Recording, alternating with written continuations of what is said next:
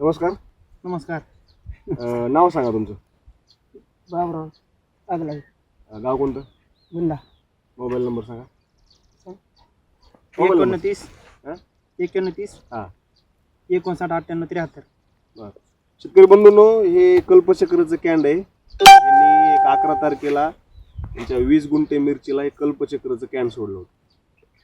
तर आज आपण त्यांच्या मुखातून आपण हे जाणून घेणार आहेत की ते कॅन सोडल्यानंतर त्यांना काय रिझल्ट आला. आता तुम्ही एक कॅन सोडलं होतं 11 तारखेला, आज जवळजवळ 4-5 दिवस झाले कॅन सोडून.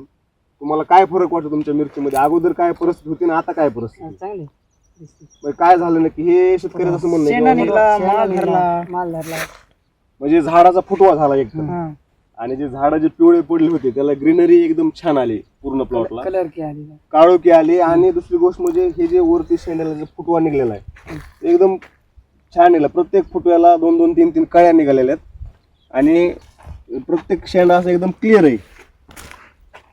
फुटवा पण छान निघालाय आणि ह्याला प्रत्येक शेंड्याला असे 2-2, 3-3 कळ्या लागलेल्या आहेत. बरोबर. काय सांगताल हे कॅन लोकांनी वापरायला पाहिजे का नाही वापरायला पाहिजे? वापरा. रिझल्ट 100% आहेत ना? बरोबर. हे त्यांचे बंधू आहेत. ह्यांनी सुद्धा आज हे कल्पचक्रचं कॅन आणलेलं आहे. 5 लिटरचं भरलेलं कॅन आहे. त्यांनी स्वतः ह्यांचा ह्या प्लॉटचा रिझल्ट बघून त्यांनी हे कॅन आज मागवलेलं.